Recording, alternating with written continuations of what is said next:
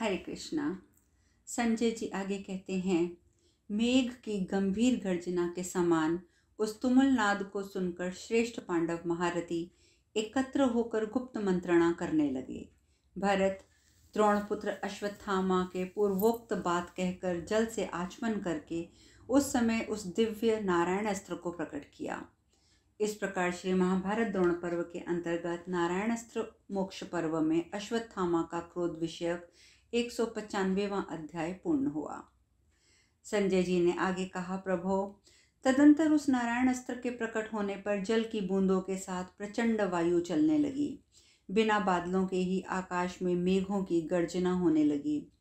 पृथ्वी कांप उठी, समुद्र में ज्वार आ गया और समुद्र में मिलने वाली बड़ी बड़ी नदियां अपने प्रवाह की प्रतिकूल दिशा में बहने लगी। पर्वतों के शिखर टूट टूट कर गिरने लगे। संपूर्ण दिशाओं में अंधकार छा गया। वह महान उत्पात देखकर देवता, दानव, गंधर्व भी त्रस्त हो उठे तथा सब लोगों में यह तीव्र गति से चर्चा होने लगी कि अब क्या करना चाहिए। महाराज, अश्वत्थामा के उस घोर और भयंकर अस्त्र को देखकर समस्त भूपाल व्यथित एवं भयभीत हो गए। धृतराष्ट्र ने पूछा, संजय, अपने पिता के वध को सहन न कर सकने वाला अत्यंत शोक संपन्न द्रोणपुत्र अश्वत्थामा के साथ जब सारी सेनाएं युद्ध स्थल में लौट आई, तब कौरवों को आते देखकर पांडव दल में धृष्टद्युम्न की रक्षा के लिए क्या विचार हुआ, मुझे ये भी बताओ। संजय ने कहा, राजन, राजा युधिष्ठिर ने पहले तो आपके सैनिकों को भागते देखा। फिर भयंकर शब्द सुनकर अर्जुन ने कहा, धनंजय, पूर्व काल में जैसे वज्रधारी इंद्र ने महान असुर वृतासुर को मार डाला था, उसी प्रकार युद्ध स्थल में धृष्टद्युम्न द्वारा आचार्य द्रोण के मारे जाने पर युद्ध में अपनी विजय से निराश हो दीनचित कौरव आत्मरक्षा का विचार करके रणभूमि से भाग रहे हैं। कुछ लोग भयभीत हो घोड़ों को पैरों से मार मारकर स्वयं भी जल्दी जल्दी रथ हाँक रहे थे और कुछ लोग टूटे हुए रथों को छोड़कर पैदल भाग रहे थे। कुछ लोग अस्त्र शस्त्र और कवच जिनके कट गए थे वे अपने वाहनों से पृथ्वी पर गिर पड़े थे। हाथियों से कुचले जा रहे थे। दूसरे बहुत से योद्धा हाथ हा पुत्र की रट लगाते हुए भयभीत होकर भाग रहे थे। कितने ही सैनिक अधिक चोट खाए हुए अपने पुत्र, पिता, मित्र और भाइयों को रथ पर चढ़ाकर उनके कवच खोलकर उन्हें घावों को जल से भिगो रहे थे।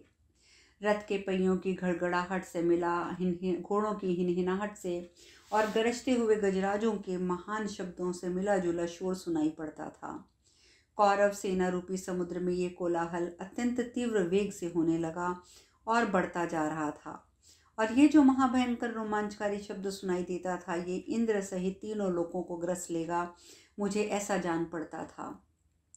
मैं समझता हूँ ये भयंकर शब्द वज्रधारी इंद्र की गर्जना है।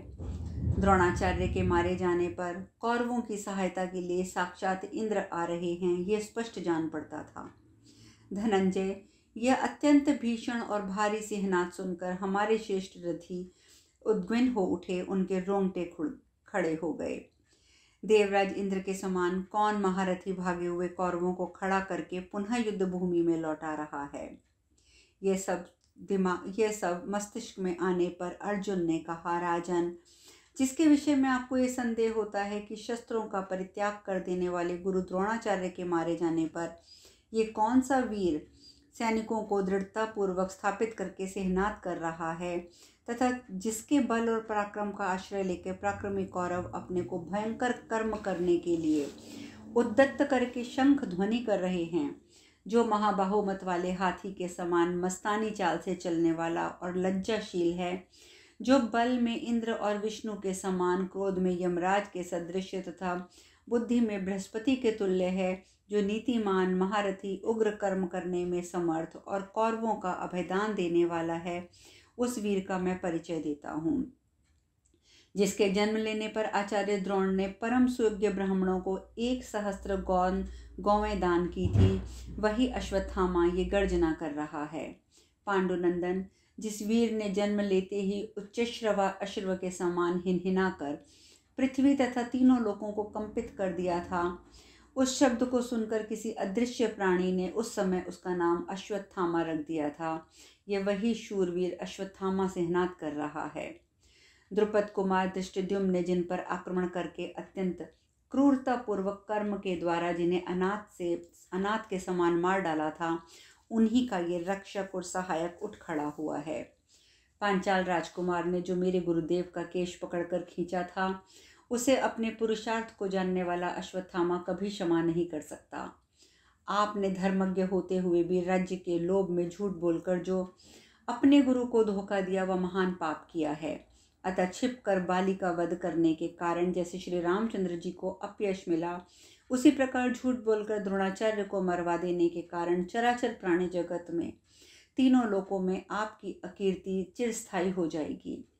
आचार्य ने ये समझकर आप पर विश्वास किया था कि पांडुनंदन युधिष्ठिर सब धर्मों के ज्ञाता और मेरे शिष्य हैं, ये कभी झूठ नहीं बोलते हैं, परंतु आपने सत्य का चोला पहनकर आचार्य से झूठ ही कह दिया कि अश्वत्थामा मारा गया, उसी नाम का हाथी मारा गया था, इसीलिए आपने उसकी आड़ लेकर झूठ कहा। फिर वे हथियार डालकर अपने प्राणों की ममता से रहित हो अचेत हो गए और वह व्याकुल थे, ये आपने प्रत्यक्ष देखा था। पुत्र वत्सल गुरुदेव बेटे के शोक में मग्न होकर युद्ध से विमुख हो गए थे। उस अवस्था में आपने सनातन धर्म की अवहेलना करके उन्हें शस्त्र से मरवा डाला। जिसके पिता मारे गए हैं, वह आचार्य पुत्र अश्वत्थामा आज कुपित होकर धृष्टद्युम्न को काल का ग्रास बनाना चाहता है। अस्त्र त्याग कर निहत्ते हुए गुरुदेव को अधर्म पूर्वक मरवाकर अब आप मंत्रियों सहित उसके सामने जाइए और यदि शक्ति हो तो धृष्टद्युम्न की रक्षा कीजिए। आज हम सब लोग मिलकर भी धृष्टद्युम्न को नहीं बचा सकेंगे।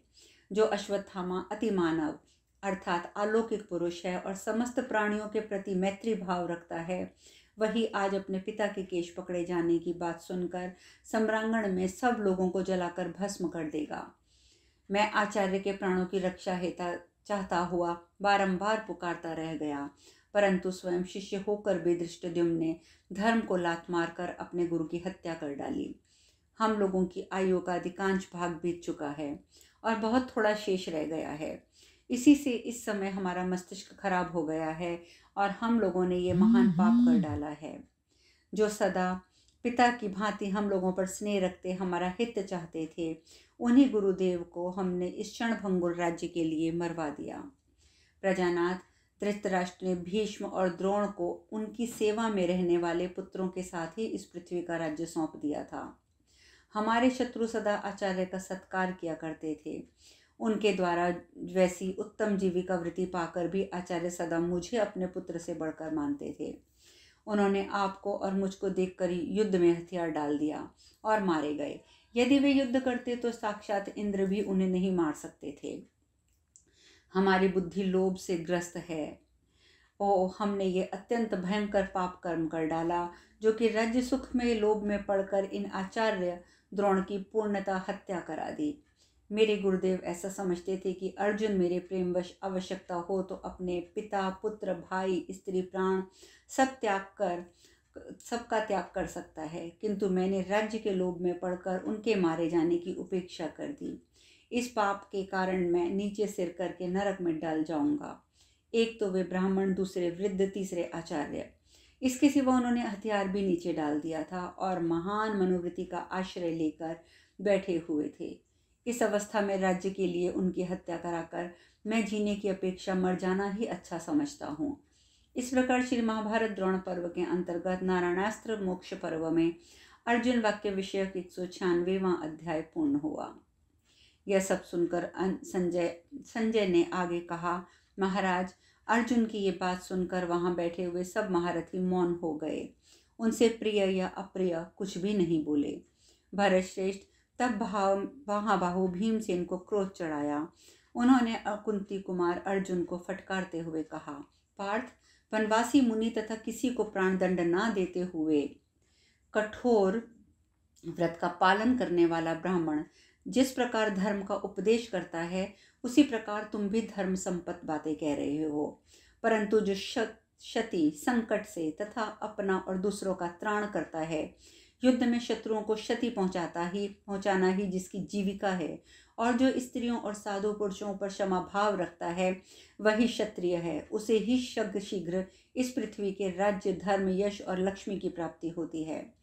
तुम समस्त क्षत्रियोचित गुणों से संपन्न और इस कुल का भार वहन करने में समर्थ होते हुए भी आज मूर्ख के समान बातें कर रहे हो। ये तुम्हें शोभा नहीं देता अर्जुन। कुंती नंदन, तुम्हारा पराक्रम शचीपति इंद्र के समान है।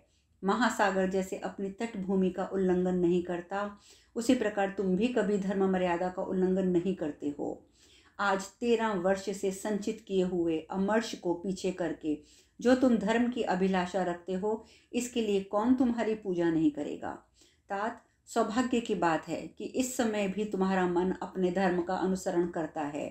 धर्म से च्युत न रहने वाले मेरे भाई, तुम्हारी बुद्धि क्रूरता की ओर न जाकर सदा दया भाव में रम रहती है। यह भी कम सौभाग्य की बात नहीं है, परंतु धर्म में तत्पर रहने पर भी जो शत्रुओं ने अधर्म से हमारा राज्य छीन लिया, द्रौपदी को सभा में लाकर अपमानित किया, हमें वल्कल और मृगचर्म पहनाकर 13 वर्षों के लिए वन में निर्वासित किया, हम वैसे बर्ताव के योग्य कदापि नहीं थे। अनग, ये सारे अन्याय अमर्ष के स्थान थे, असह्य थे, परंतु मैंने सब कुछ चुपचाप सह लिया। क्षत्रिय धर्म में आसक्त होने के कारण ही सब कुछ सहन कर लिया था, परंतु अब उनके उन नीचतापूर्ण कर्मों को याद करके मैं तुम्हारे साथ रहकर अपने राज्य का अपहरण करने वाले इन नीच शत्रुओं को अपने सगे संबंधियों सहित मार डालूंगा। तुमने ही पहले युद्ध के लिए कहा था और उसी के अनुसार हम यहाँ आकर यथाशक्ति उसके लिए प्रयत्न कर रहे हैं, परंतु आज तुम ही हमारी निंदा करते हो। तुम अपने क्षत्रिय धर्म को नहीं जानना चाहते। तुम्हारी ये बातें मिथ्या ही हैं। एक तो हम स्वयं ही भय से पीड़ित हो रहे हैं, ऊपर से तुम अपने वाग बाणों द्वारा हमारे मर्म स्थानों को भेदे डाल रहे हो। शत्रुसूदन, जैसे कोई घायल मनुष्यों के घाव पर नमक बिखेर दे और वो वेदना से छटपटाने लगे, उसी प्रकार तुम अपने वाग बाणों द्वारा पीड़ित करके मेरे हृदय को विदीर्ण किए डाल रहे हो। यद्यपि तुम और हम प्रशंसा के पात्र हैं, तो भी तुम अपनी और हमारी प्रशंसा नहीं करते हो। ये बहुत बड़ा अधर्म है और तुम धार्मिक होते हुए इस अधर्म को समझ नहीं रहे हो। धनंजय, भगवान श्री कृष्ण के कहते हुए भी तुम द्रोणपुत्र की प्रशंसा करते हो, तो ये तुम्हारी 16वीं कला के बराबर भी नहीं है। स्वयं ही अपने दोषों का वर्णन करते हुए तुम्हें लज्जा क्यों नहीं आती है। आज मैं अपनी इस स्वर्ण भूषित भयंकर और भारी गदा को क्रोधपूर्वक घुमाकर इस पृथ्वी को विदीर्ण कर सकता हूँ, पर्वतों को चूर चूर करके बिखेर सकता हूँ, प्रचंड आंधी की तरह पर्वताकार प्रकाशित होने वाले ऊंचे ऊंचे वृक्षों को भी तोड़कर उखाड़ सकता हूँ। पार्थ, असुर, नाग, मानव और राक्षसों गणित सहित संपूर्ण देवता और इंद्र भी आ जाएं तो मैं अपने बाणों द्वारा उन्हें मारकर भगा सकता हूँ। अमित पराक्रमी नरश्रेष्ठ अर्जुन, मुझे अपने भ्राता को ऐसा जानकर तुम द्रोणपुत्र से तुम्हें भय नहीं करना चाहिए। अथवा अर्जुन, तुम अपने समस्त भाइयों के साथ यहाँ खड़े रहो, मैं हाथ में गदा लेकर इस महासमर में अकेला ही अश्वत्थामा को परास्त करूंगा।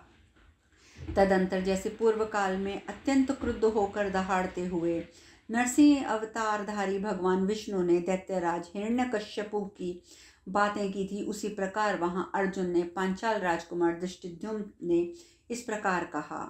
धृष्टद्युम्न बोला, अर्जुन, यज्ञ करना और कराना, वेदों को पढ़ना और पढ़ाना, दान देना और प्रतिग्रह स्वीकार करना, ये 6 कर्म ही ब्राह्मणों के लिए मनीषी पुरुषों में प्रसिद्ध हैं। इनमें से किस कर्म में द्रोणाचार्य प्रतिष्ठित थे? अपने धर्म से भ्रष्ट होकर उन्होंने क्षत्रिय धर्म का आश्रय ले रखा था।